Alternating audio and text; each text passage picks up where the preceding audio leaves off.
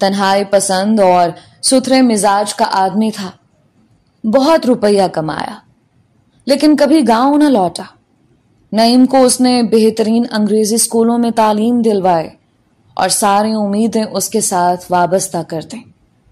روشن پور کا ہماری کہانی کے ساتھ گہرا تعلق ہے، لیکن ابتدائی چند یوم آپ کو دارالسلطنت دلی میں بسر کرنے ہوں گے کہ اس زمانے میں جس زمانے سے ہم نے کہانی کی ابتدا کرنے کا فیصلہ کیا ہے، سارے اہم افراد وہاں پر جمع تھے.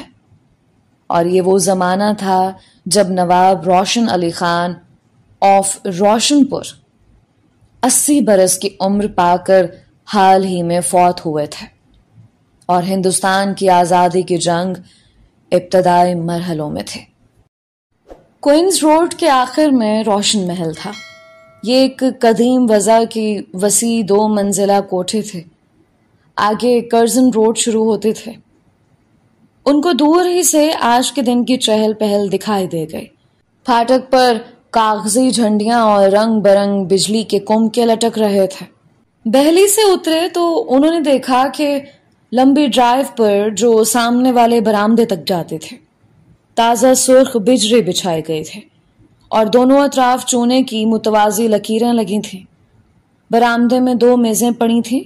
ایک پر میز پوش تہہ کیے رکھے تھے، دوسری کے گرد بہت سارے لڑکے لڑکیاں کھڑے نیپکن بنا رہے تھے.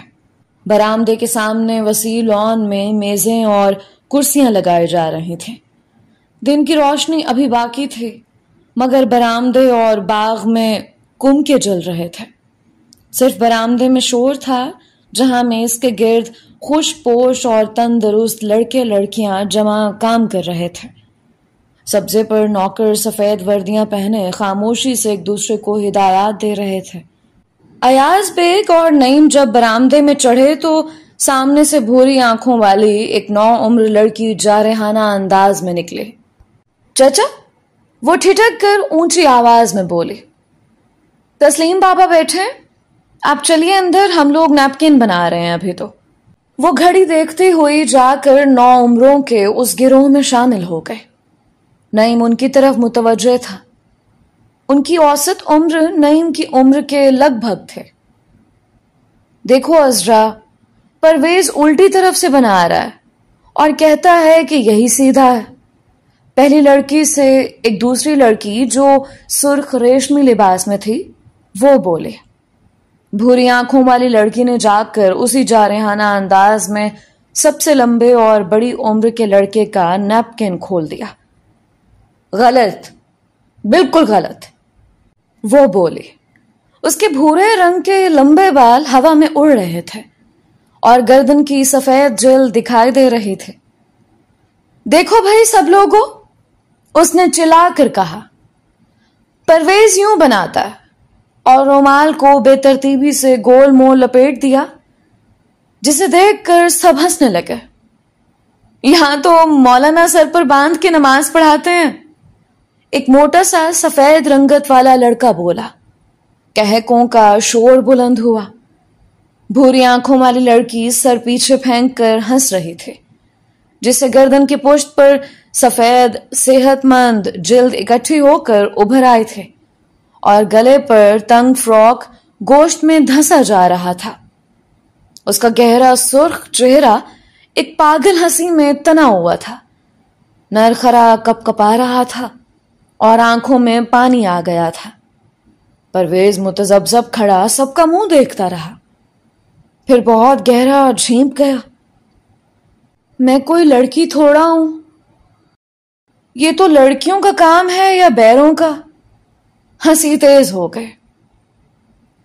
اپنے آپ کو اجنبی فضا میں پا کر نعیم کا دل زور زور سے دھڑکنے لگا تھا، مگر جی کھول کر ہنستے ہوئے لوگوں کو دیکھ کر بے تکلفی، سادگی اور برابری کا جو احساس ہوتا ہے، اس کی وجہ سے اس کا جی چاہا کہ وہ بھی جا کر ان میں شامل ہو جائے. اسی وقت وہ ایاز بیگ کے پیچھے پیچھے اندر داخل ہو گیا. کمرہ نشست میں داخل ہو کر جس پر سب سے پہلے نعیم کی نظر پڑے وہ گھر کا مالک تھا، نواب غلام محی الدین. ایک کونے میں بڑی سی میز پر بیٹھے کچھ لکھ رہے تھے۔ آئیے آئیے، وہ بیٹھے بیٹھے ہاتھ بڑھا کر بولے۔ میں اتنی جلد آپ کا متوقع نہیں تھا۔ کب آئے؟ آج صبح۔ ایاز بیگ نے بہت جھک کر مصافحہ کیا۔ اپنے چچا کو اتنی انکساری کے ساتھ کسی سے ملتے ہوئے نعیم نے پہلے نہیں دیکھا تھا۔ نواب صاحب کے چہرے پر سب سے نمایاں شے ان کی ناک تھی، جو اونچی اور نوکدار تھی اور انہیں مردانہ شکل و صورت عطا کرتی تھی۔ افسوس ہے روشن آغا کی وفات پر حاضر نہ ہو سکا۔ ملازمت کا سلسلہ ہے، ایاز بیگ نے کہا۔ آپ تو بڑے فرض شناس افسر ہیں۔ ٹھیک ہے، کام وام کرتا ہی آدمی اچھا لگتا ہے۔ ہماری بھی کوئی زندگی ہے، انہوں نے اس شرارت بھری معصوم مسکراہٹ کے ساتھ کہا جو پرانے خاندانی لوگوں کا حصہ ہوتی ہے۔ بجا فرمایا۔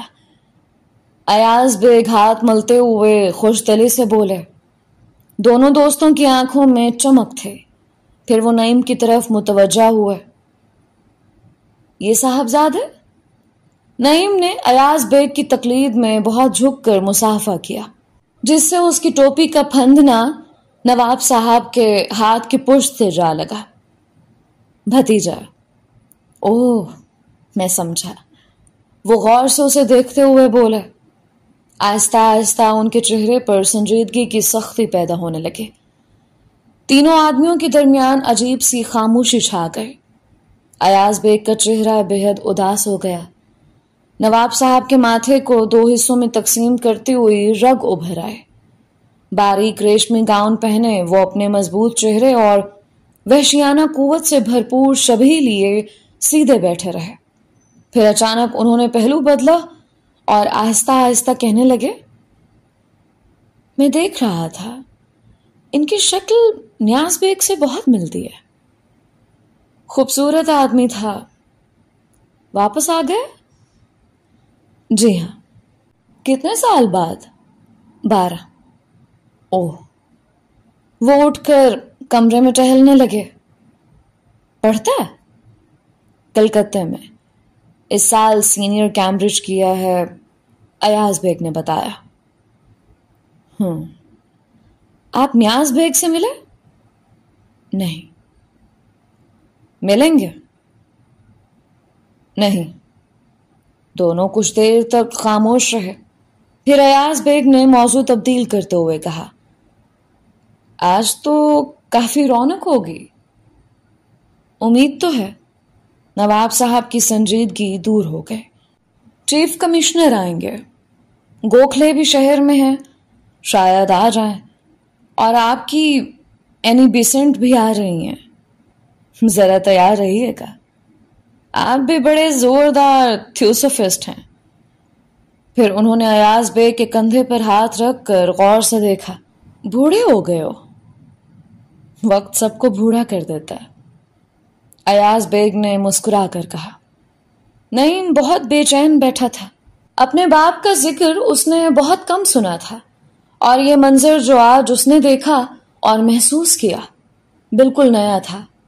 موضوع کی تبدیلی سے اسے کافی تسکین ہوئی اور وہ غور سے اپنے میزبان کو دیکھنے لگا۔ نواب صاحب 40 کے لگ بھگ اور بہت صحت مند تھے۔ چشمہ ان کی ناک میں گہرا پھنسا ہوا اور گال شیشے سے اوپر ابھرے ہوئے تھے۔ آنکھیں گہری اور جبڑے اور ٹھوڑی اور سر کی ہڈی مضبوط اور چوڑی تھے۔ ان کے ہاتھ نازک اور خوشنما تھے۔ معمولی ناک نقشے کے باوجود ان کے چہرے پر وہ نرمی اور خوش شکلی تھی جو پرآسائش زندگی کا پتہ دیتی ہے۔ گفتگو کرتے ہوئے وہ ایک ہاتھ کو بڑے دلکش انداز میں حرکت دیتے تھے۔ کمرہ بڑے کرینے سے سجا تھا۔ نعیم کے عین پیچھے ایک بھس بھرا شیر کھڑا تھا جو خطرناک حد تک زندہ دکھائی دے رہا تھا۔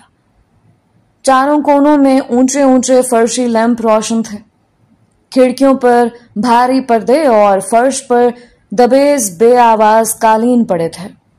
برآمدے کے شور کے مقابلے میں اندر گہری خاموشی اور سکون تھا۔ غور سے دیکھنے پر معلوم ہوتا تھا کہ دروازوں کھڑکیوں کی درزیں فلالین کی تہوں سے بند کی گئی تھیں۔ پھر ان کا میزبان اٹھا اور تھوڑی دیر تک لان پر ملنے کا وعدہ کر کے اندر کے کمروں کی طرف چلا گیا۔ باہر آ کر نعیم نے دیکھا کہ نیپکن ساری میزوں پر رکھے تھے اور سفید وردیوں والے بیرے آخری انتظامات میں مصروف تھے، اور کوئی دکھائی نہ دیتا تھا۔ پھاٹک کے بغل والے دوسرے لان میں بیٹھنے کا انتظام کیا گیا تھا۔ ایاز بیگ نے کونے میں ایک کرسی گھسیٹی اور کیمرہ نکال کر رات کو تصویریں لینے کے لیے اسے تیار کرنے لگے۔ نعیم ادھر ادھر پھرنے لگا۔ اس وقت اندر سے وہی لڑکے لڑکیاں باتیں کرتے نکلے اور ادھر ادھر پھیل گئے۔ لمبے لڑکے نے تمیز سے جھک کر ایاز بیگ کو سلام کیا، پھر وہ نعیم کی طرف آیا۔ آپ کلکتے سے آئے ہیں نا؟ جی ہاں۔ میں پرویز ہوں۔ اس نے ہاتھ بڑھایا۔ یہ ہمارا گھر ہے۔ نعیم نے ہاتھ ملایا اور خاموشی سے اسے دیکھنے لگا۔ ایک تنہا اور بے خطر پرورش کے طفیل یہ اس کا قدرتی بے زبان انداز گفتگو بن چکا تھا۔ آئیے ادھر چلیں، پرویز نے کہا۔ ان کو اپنی طرف آتے دیکھ کر وہ سب اٹھ کھڑے ہوئے۔ اب انہوں نے کھلنڈروں والا لباس اتار کر تقریبی لباس پہن لیا تھا اور زیادہ ذمہ دار دکھائی دے رہے تھے۔ یہ کلکتے سے آئے ہیں، پرویز نے سٹ پٹا کر کہا، اور یہ میری بہن عذرا ہے۔ یہ سب ہمارے بہن بھائی ہیں۔ نعیم گھبراہٹ میں اپنی لمبی سرخ ٹوپی اور پھندے پر ہاتھ پھیرتا رہا۔ آپ سے مل کر بڑی خوشی ہوئی، بیٹھیے۔ سب اپنی اپنی جگہ پر بیٹھ گئے۔ آپ بولتے بالکل نہیں ہیں؟ عذرا نے اپنی بھوری آنکھیں نچا کر اسے بے تکلفی سے پوچھا۔ جی نہیں تو۔ سب لوگ سادگی سے مسکرائے۔ آپ نے نام نہیں بتایا اپنا؟ نہیں۔ اوہ، کس قدر خوبصورت نام ہے، ایک پتلے سے لڑکے نے انگریزی میں کہا۔ ان کا کھلنڈرا پن اور شور و شغب سب ختم ہو چکا تھا۔ گون کی آنکھوں میں تمسخر کی جھلک صاف دیکھی جا سکتی تھی۔ صرف عذرا اسی جارحانہ انداز میں باتیں کر رہی تھے۔ اب اس نے سفید ریشم کی ساڑی باندھ رکھی تھی اور دیکھنے میں کافی بڑی اور سمجھدار لگ رہی تھے۔ آپ کو نیپکن بنانا آتا ہے؟ نہیں۔ دراصل آج ہمیں پتہ چلا کہ ہم میں سے آدھے لوگوں کو نہیں آتا۔ عذرا، یہ تو غلط بات ہے، پتلا لڑکا انگریزی میں بولا۔ اب تم کہو گی کہ ہمیں ساڑی باندھنا نہیں آتا، تو یہ بھلا کیا بات ہوئی؟ سب لوگ چپکے سے ہنسے۔ کچھ دیر تک وہ اسی طرح باتیں کرتے رہے، پھر مہمان آنا شروع ہو گئے۔ ایاز بیگ نے نعیم کو پکارا اور وہ جا کر کیمرے میں فلم چڑھانے میں ان کی مدد کرنے لگا۔ آدھ گھنٹہ کے بعد کیمرہ درست ہوا۔ اب کافی مہمان آ چکے تھے۔ نواب صاحب اور ادھیڑ عمر کی ایک خوبصورت عورت دروازے میں کھڑے ان کا استقبال کر رہے تھے۔ عذرا بھی پاس کھڑی تھی۔ پرویز اور گروہ کے دوسرے افراد مہمانوں کے درمیان ادھر ادھر پھر رہے تھے۔ ابھی تک جو لوگ آ چکے تھے ان میں زیادہ تر غیر ملکی تھے۔ چند ایک نے اونچے سیاہ ہیٹ اور ٹیل کوٹ پہن رکھے تھے، باقی نے، جو زیادہ تر نوجوان طبقہ تھا، شام کا سیاہ چست لباس پہن رکھا تھا اور سر سے ننگے تھے۔ تقریباً سبھی خاموش بیٹھے سگریٹ اور موٹے موٹے سگار پی رہے تھے۔ عورتوں نے بند گلے کے چست فراق پہن رکھے تھے۔ اب ہندوستانی مہمان آ رہے تھے۔ وہ مختلف قسم کے لباس میں تھے۔ مسلمان پھندنے والی سرخ ٹوپیوں اور لمبے لمبے چوغوں میں تھے۔ کچھ لوگ شیروانیوں میں بھی تھے، جن سے ان کے قوم و مذہب کا پتہ چلانا دشوار تھا کہ ہندوستان میں اب ہندو، مسلم، عیسائی سب نے شیروانیاں پہننی شروع کر دی تھیں۔ البتہ ہندو اپنی ڈھیلی اڑنگ دھوتیوں اور بڑی بڑی سفید پگڑیوں سے پہچانے جا سکتے تھے۔ وہ 2 اور 4 گھوڑوں والی بیلیوں میں آ رہے تھے۔ صرف انگریز مہمان اور چند ہندوستانی موٹروں پر آئے تھے۔ وہ پھاٹک پر نواب صاحب اور ان کی ساتھی عورت کے ساتھ اخلاق سے جھک کر ہاتھ ملاتے یا دور سے ہاتھ جوڑ کر پرنام کرتے اور جا کر خاموشی سے بیٹھ جاتے۔ انگریز سب ایک طرف بیٹھے تھے، ہندوستانی دوسری طرف۔ غیر ملکیوں نے اپنی اپنی ٹوپیاں اور سکارف آتے ہی خادموں کے حوالے کر دیے تھے۔ ہندوستانی ٹوپیاں پہنے، چھڑیاں ہاتھوں میں تھامے بیٹھے تھے۔ ایک ہندوستانی زرق برق شیروانی اور پگڑی پہنے موٹر سے اترا، ساتھ ایک نوجوان انگریزی لباس میں تھا۔ نواب صاحب بہت نیچے جھک کر ملے۔ کسی نے کہا مہاراج کمار پرتاپ گڑھ ہے، ہمراہ غالباً سیکرٹری تھے۔ وہ واحد ہندوستانی تھے جو آ کر انگریزوں میں بیٹھے۔ انہوں نے اپنی چھڑی بھی خادم کے حوالے کر دی۔ پھر گوکھلے آئے جس پر تمام ہندوستانی اور چند انگریز اٹھ کھڑے ہوئے اور جھک جھک کر ملے۔ ایاز بیگ نے جب ان کا نام لیا تو نعیم چونک کر اٹھا اور قریب جا کھڑا ہوا۔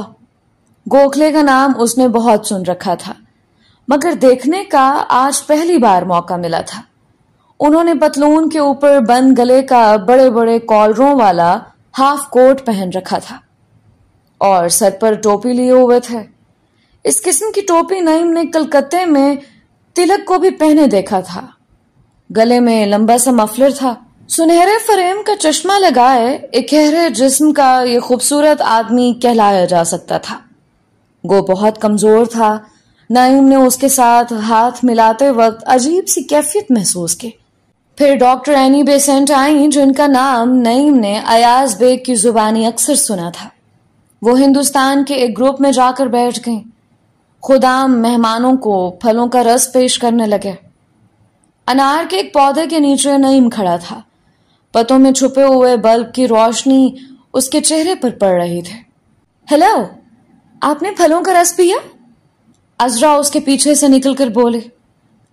نہیں، لیجئے۔ اس نے گلاس نعیم کے ہاتھ میں تھما دیا جو اس نے فوراً لبوں سے لگا لیا۔ سب مہمان آ گئے؟ بہت سوچ کر اس نے بات کی۔ تقریباً۔ عذرا نے تمسخر اور سادگی کے عجیب انداز میں اس کی طرف دیکھا۔ نعیم نے محسوس کیا کہ سائے میں اس کی آنکھوں کا رنگ گہرا سیاہ ہو گیا تھا۔ اس نے گلاس میں سے 2 بڑے بڑے گھونٹ لیے۔ آپ ٹوپی بالکل نہیں اتارتے؟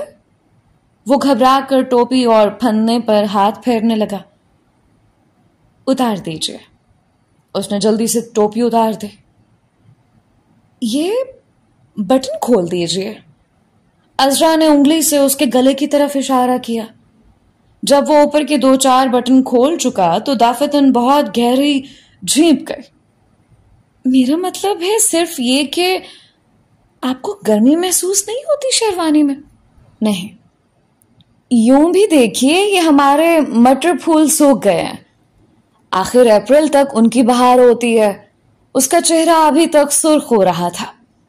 نعیم کو پہلی دفعہ محسوس ہوا کہ وہ کوئی غیر معمولی شے نہیں بلکہ عام سی لڑکی تھے، بالکل جس طرح کا وہ خود تھا۔ جلد ہی اس کے سحر میں سے نکل آیا۔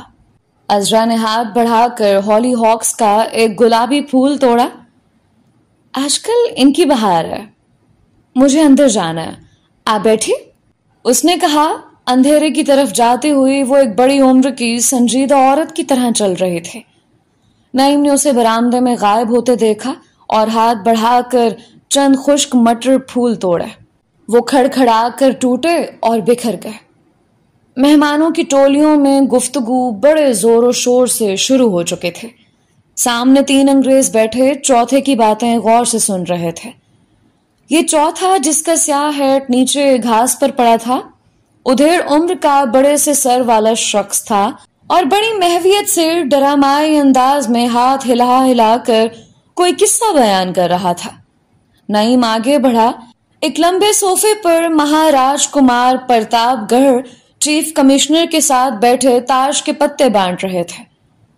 تاش کے لیے یہ موزوں وقت تو نہیں مسٹر، پر میں آپ کو سکھانے کے لیے بہت بےتاب ہوں۔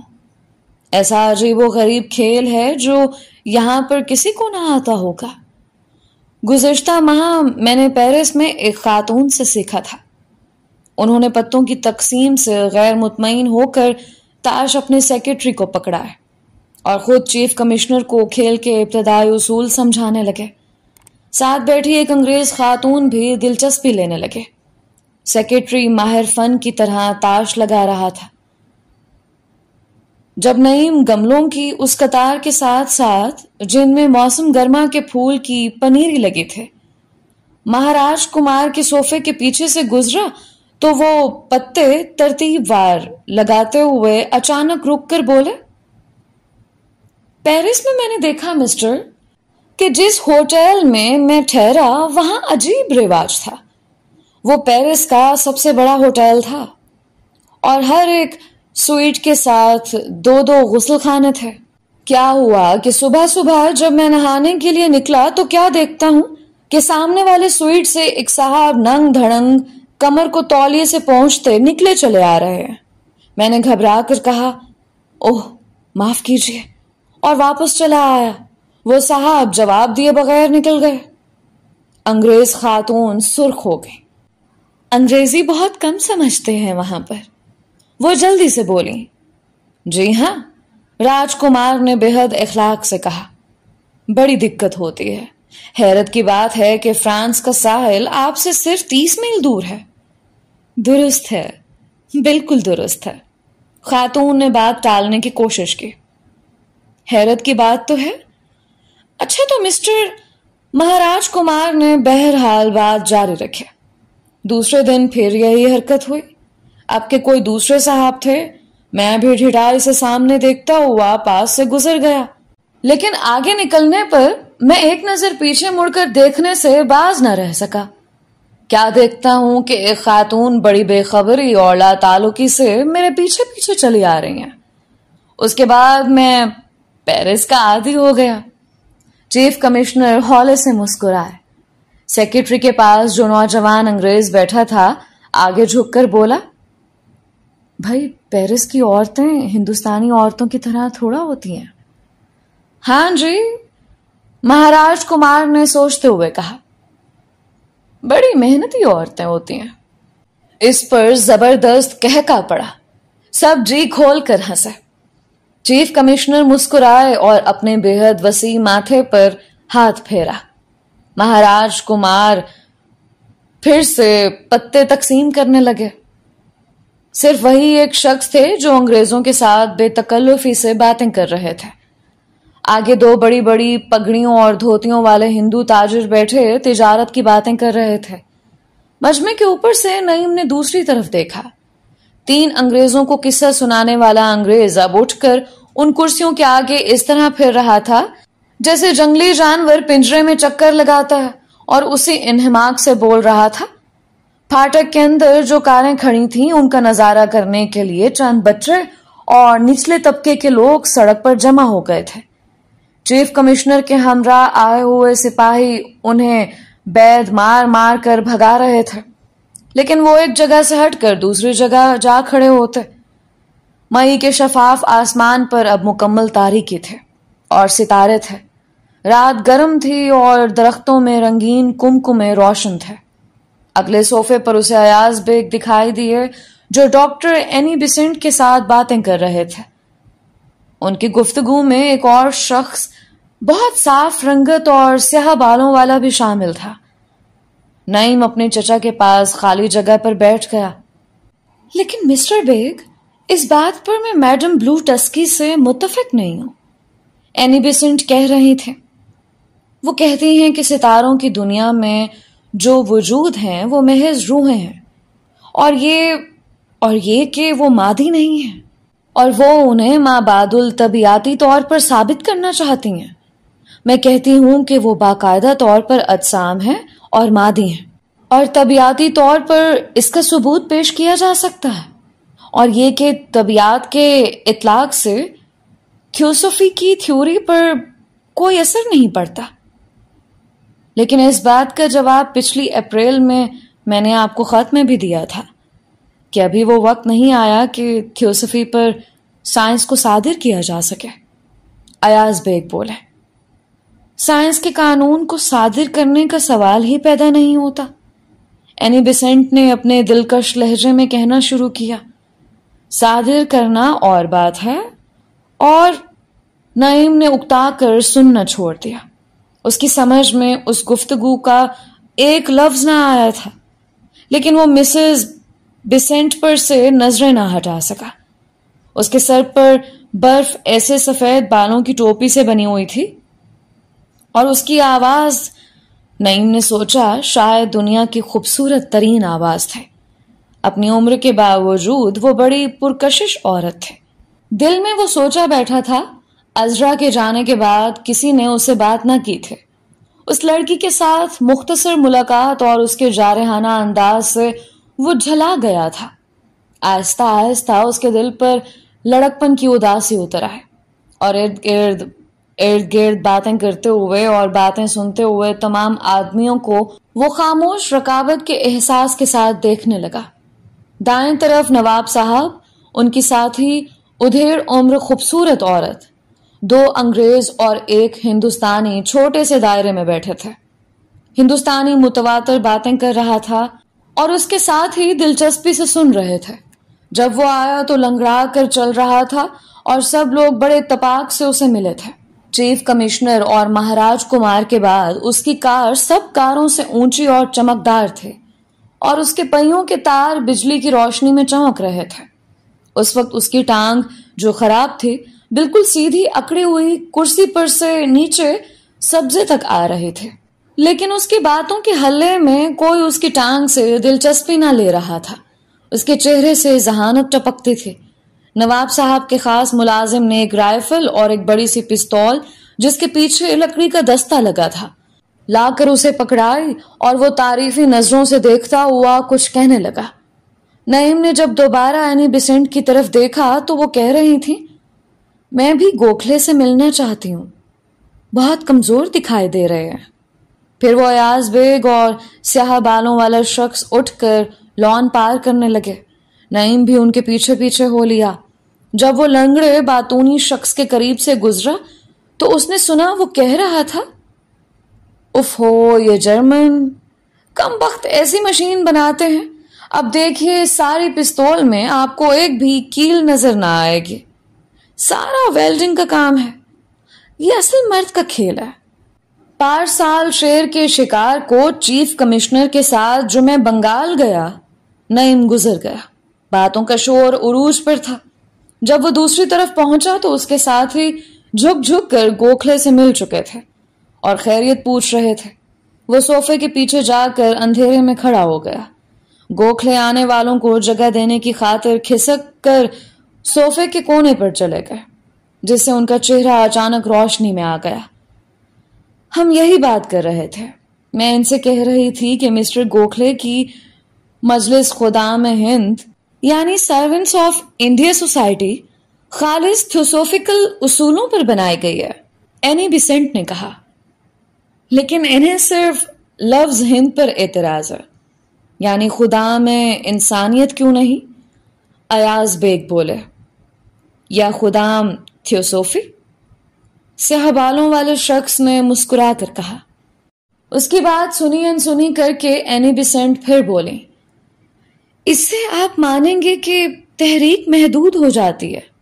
گوکھلے سنبھل کر بیٹھے اور اپنے بوڑھے ہاتھوں میں چھڑی کو پھرانے لگے۔ تھیوسوفی؟ انہوں نے دھیمے لہجے میں بات شروع کی، پھر چشمہ اتار کر صاف کیا اور دوبارہ لگا لیا۔ تھیوسوفی مسز بیسنٹ نہ سائنس ہے نہ ہی سیاست، محض فلسفہ ہے۔ سیاست چند مادی فوائد کا نام ہے، جیسے بہتر خوراک، بہتر لباس، بہتر رہائش۔ انہیں حاصل کرنے کا طریقہ اور تھیوسوفی یا کسی بھی غیر مادی یا غیر عملی فلسفے پر یقین کر کے ہم یہ چیزیں حاصل نہیں کر سکتے۔ مادے کا ایک حجم ہوتا ہے اور وہ ایک خاص جگہ گھیرتا ہے، وہی مادہ اس سے زیادہ جگہ نہیں گھیر سکتا، چنانچہ محدود ہے۔ ہم مادے یا سیاست کو غیر محدود نہیں کر سکتے۔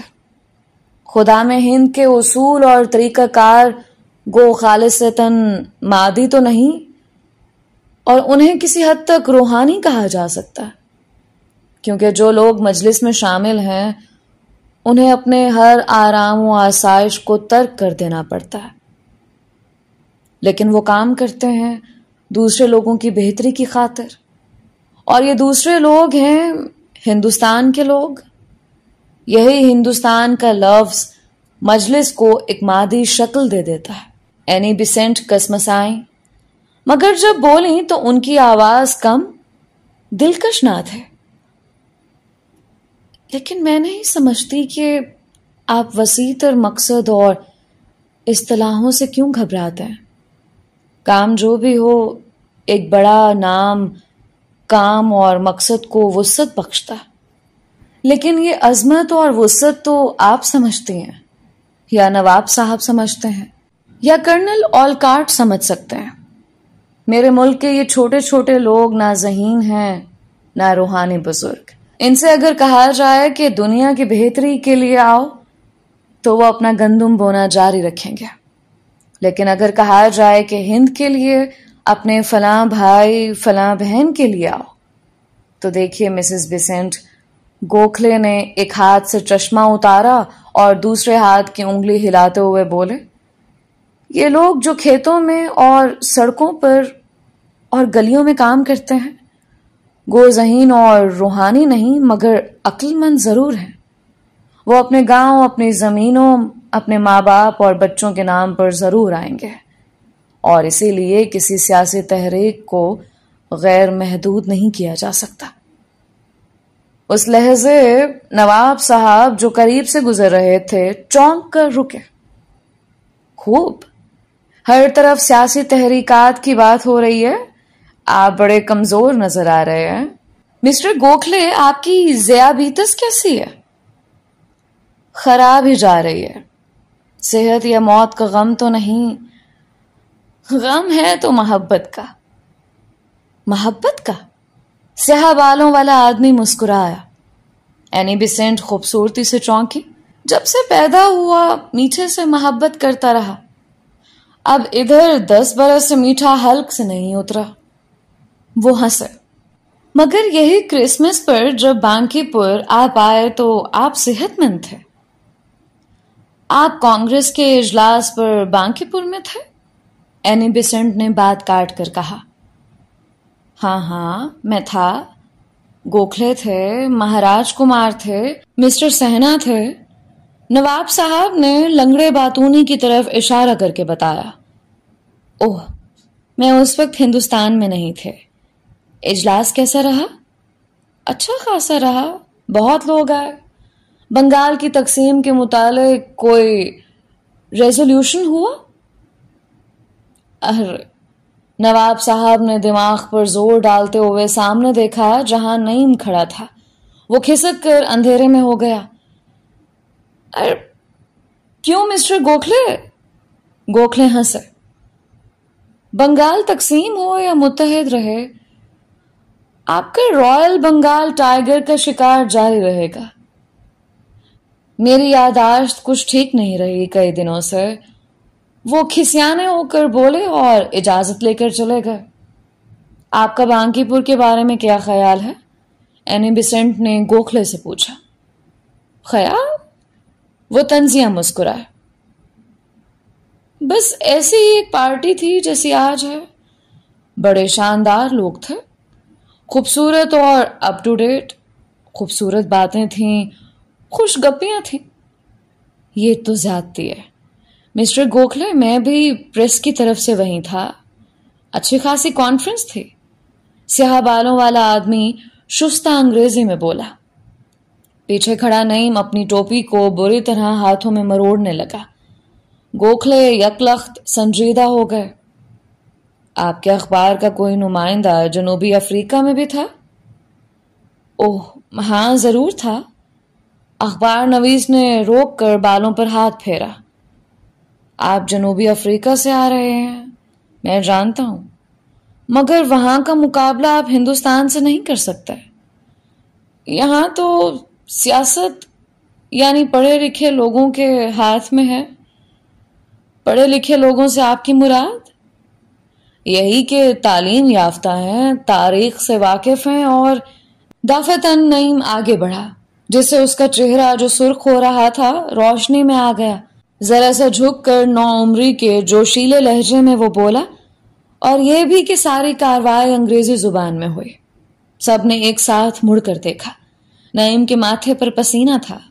اس نے ٹوپی کے پھندے کو اس زور سے کھینچا کہ وہ اس کے ہاتھ میں آ گیا۔ ایاز بیگ کا رنگ سفید پڑ گیا۔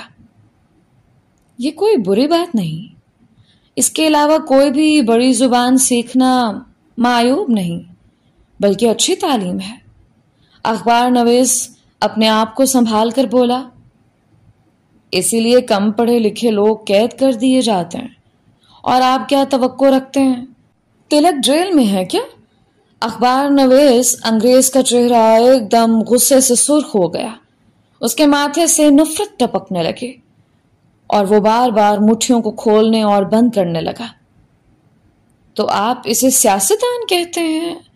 وہ پھر اس نے ایک شریف انگریز کی تربیت کے مطابق انتہائی کوشش سے اپنے آپ کو قابو میں کیا اور خشک لہجے میں بولا، اس کی سیاست سے متعلق تو چیف کمشنر آپ کو بہتر بتا سکتے ہیں۔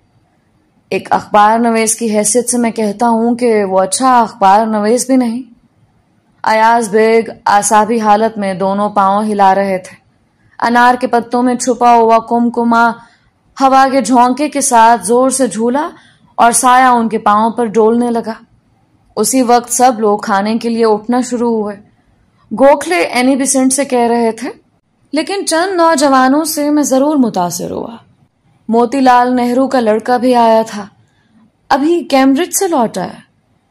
اخبار نویس انگریز دیر تک کھڑا چہرے سے ہر تاثر کو دور کرنے کے لیے ماتھے پر رومال پھیرتا ہوا۔ لنگڑا آدمی بڑی تندہی سے باتیں کرتا اور ہنستا ہوا قریب سے گزرا۔ نعیم نے دیر تک جیبوں میں رومال تلاش کرنے کے بعد ٹوپی کے ساتھ ماتھے کا پسینہ پونچھا اور ہجوم میں شامل ہو گیا۔ کھانے کی میزوں کی دو لمبی قطاریں لگی تھیں، جن پر سب مہمان بآسانی بیٹھ گئے۔ سبزے کے اس قطعے پر رنگین کمکموں کا جال بچھا تھا۔ رکابیوں میں بھنے ہوئے سالم مرغ اور تیتر لکڑی کی ٹانگوں پر کھڑے تھے۔ پلاؤ ابھی نہیں آیا تھا پر خوشبو آ رہی تھی۔ 10 سے زیادہ قسم کے کھانے میز پر آ چکے تھے۔ کھانوں کے درمیان چینی کی چھوٹی چھوٹی بے داغ پلیٹوں میں سیاہ چربی کی بھدی موم بتیاں کھڑی تھیں۔ یہ موم بتیاں درمیانی انگلی کے برابر موٹی اور خاصی بد شکل تھیں، اور انہیں روشن نہیں کیا گیا تھا۔ ایک میز کے سرے پر 2 بڑی کرسیاں پڑی تھیں، جن پر نواب صاحب اور ایک دوسرے بزرگ آ کر بیٹھ گئے۔ نواب صاحب نے شام کے کھانے کا لباس اتار کر اب سرخ چمکیلے ریشم کا لباس پہن رکھا تھا۔ یہ کچھ اس طرح کا لباس تھا جیسا مغل شہنشاہ یا ان کے درباری پہنا کرتے تھے، اور آج کل سرکس کے مسخرے پہنتے تھے۔ کپڑا ایسا تھا جو عورتوں کے لیے مخصوص ہوتا ہے۔ ایک لمبا سا تنگ بلاؤز تھا جس پر گلے تک سفید چمکدار بٹن لگے تھے۔ آستین چست تھے۔ کمر سے نیچے بلاؤز کا گھیر بڑا تھا، اور نیچے اسی کپڑے کی بھاری سی تنگ پائنچوں والی شلوار تھے۔ جوتا بھی اسی کپڑے کا اور موزہ نما تھا۔ کمر کے ساتھ سنہری میان والی تلوار لٹک رہی تھی، اور بلاؤز کی پٹی بھی سنہری تھی۔ ان کے ملازم خاص نے ایک بڑی سی سرخ ٹوپی جس پر سنہرا کام کیا ہوا تھا لا کر ان کے سامنے میز پر رکھ دی۔ قریب ہی ایک پلیٹ میں کالی چربی کی سب سے بڑی موم بتی رکھی تھی۔ ساتھ والے بزرگ نے عام ہندوستانی مسلمانوں کا لباس شیروانی اور پاجامہ پہن رکھا تھا۔ ان کے ساتھ دونوں طرف پرویز اور عذرا بیٹھے تھے۔ آگے وہ ادھیڑ عمر عورت تھی جو اب تیز روشنی میں خاصی معمر دکھائی دے رہی تھے۔ آگے چیف کمشنر، مہاراج کمار، اینی بیسنٹ، گوکھلے اور تقریباً سب انگریز مہمان تھے۔ میز کے آخر میں چند ہندوستانی تھے جن میں نعیم بھی بیٹھ گیا۔ دوسری میز پر سبھی ہندوستانی تھے جن میں ایاز بیگ بھی تھے۔ ملازمین بے داغ لباس پہنے سرگرمی سے آ جا رہے تھے۔ سارے غیر ملکی نواب صاحب کا عجیب و غریب لباس دیکھ کر چہروں پر سنجیدگی طاری کیے ہوئے تھے۔ جب سب لوگ بیٹھ چکے تو میز کے سرے والے بزرگ اپنی جگہ سے اٹھے، سب خاموش ہو گئے، ہوا درختوں میں تھم گئے۔ چند لمحے تک خاموش کھڑے رہنے کے بعد انہوں نے رومال نکال کر ماتھے کا پسینہ خشک کیا اور بولے، آج یعنی 13 مئی 1913 کو روشن آغا کو فوت ہوئے 3 ماہ مکمل ہوئے ہیں۔ میں خاندانی روایات کے مطابق اور اس حیثیت کی روح سے جو مجھے سونپی گئی ہے، نواب غلام محی الدین خان آف روشن پور کے روشن آغا کے لقب کا صحیح حقدار ہونے کا اعلان کرتا ہوں۔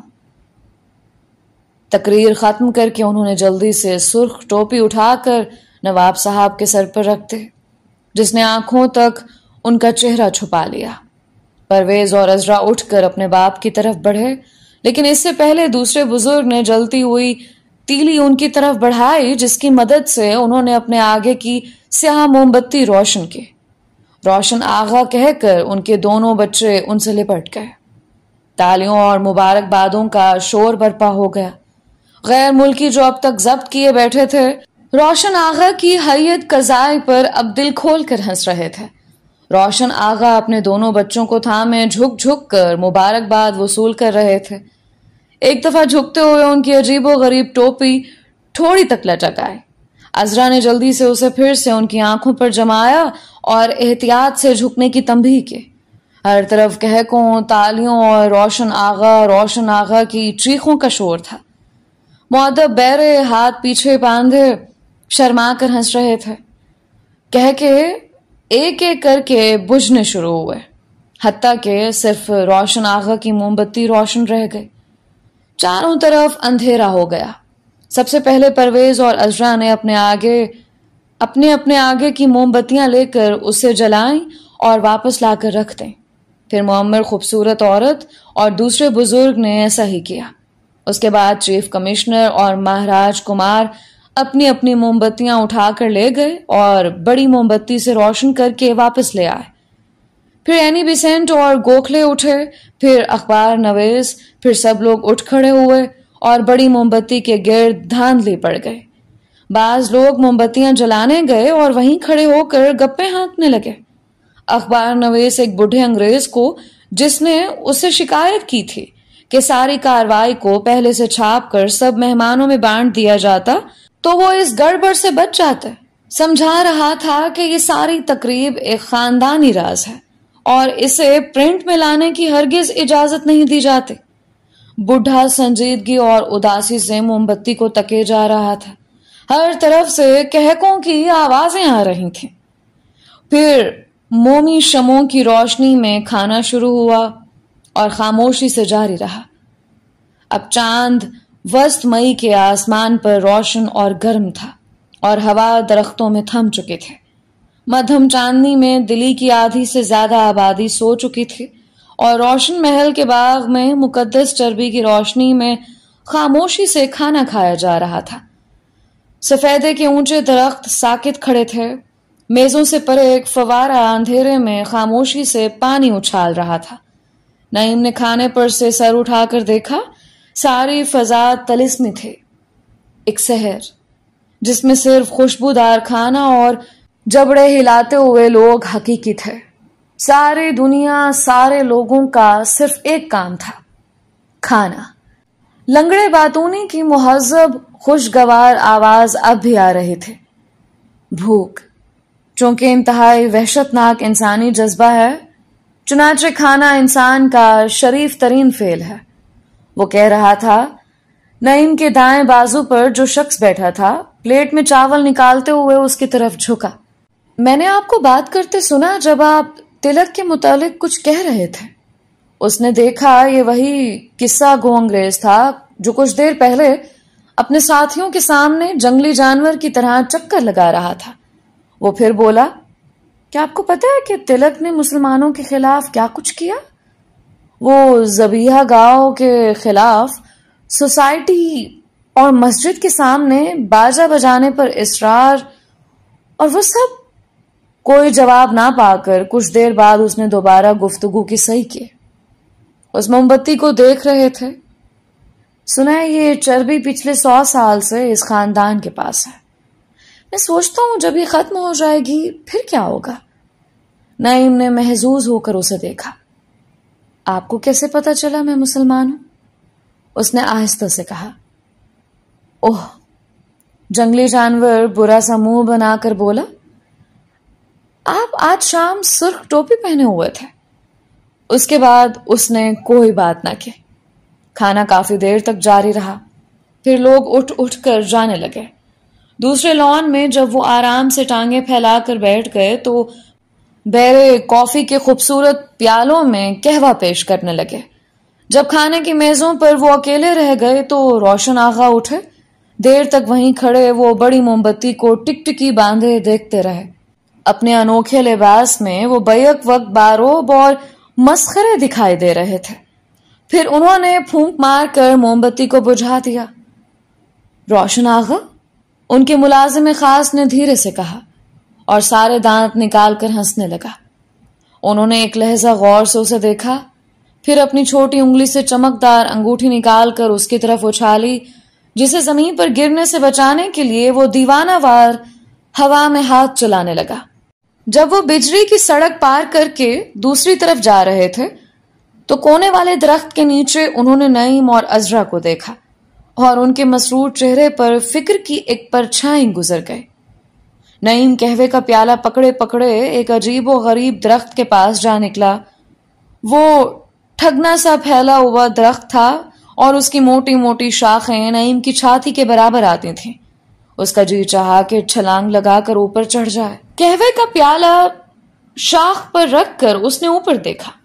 شاخوں میں سرخ رنگ کا کمکما جل رہا تھا۔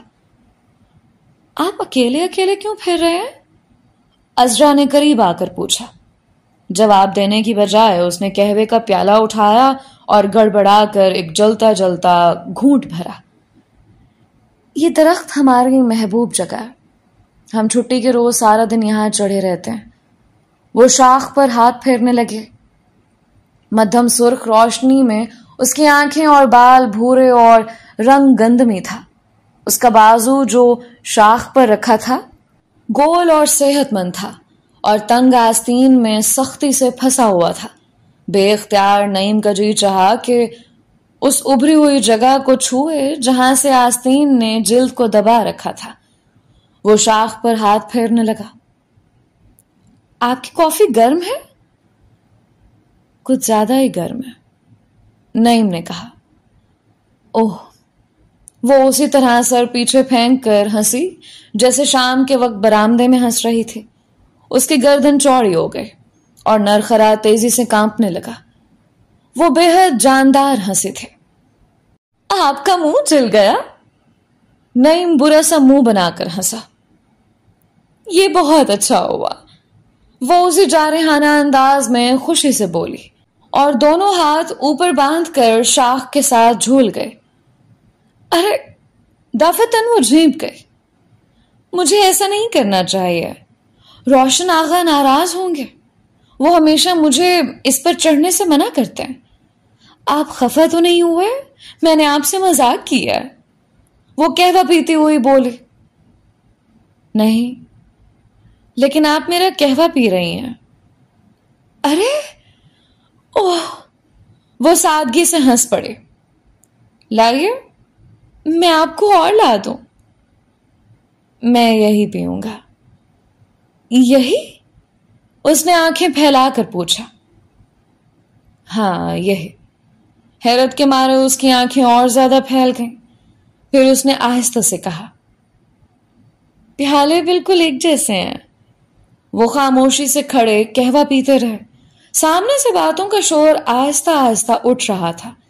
ہوا میں خنکی آ گئی تھی۔ عذرا کے بال پیچھے کی طرف اڑنے لگے۔ نعیم خاموش کھڑا اس کے بازو اور گردن کو دیکھتا رہا۔ قہوہ پیتی ہوئی وہ اپنے موٹے سرخ ہونٹوں پر زبان پھیر رہی تھی۔ میں اس ساری تقریب کا مطلب نہیں سمجھا، یہ جو آج ہوئی، نعیم نے کہا۔ آپ کو کسی نے نہیں بتایا؟ یہ دراصل اس طرح ہے، روشن پور کا مالک روشن آغا کہلاتا ہے۔ یہ تقریب اسی سلسلے میں تھی۔ آج سے بابا روشن آغا کہلائیں گے، اس سے پہلے بڑے ابا تھے۔ بے حد دلچسپ تقریب تھی۔ یوں یہ خالص خاندانی تقریب ہے، بابا کا لباس بھی خاندانی ہے، صرف آج کے دن پہننے کے لیے ہے۔ وہ احترام سے بولے۔ جنہوں نے تقریر کی وہ کون ہیں؟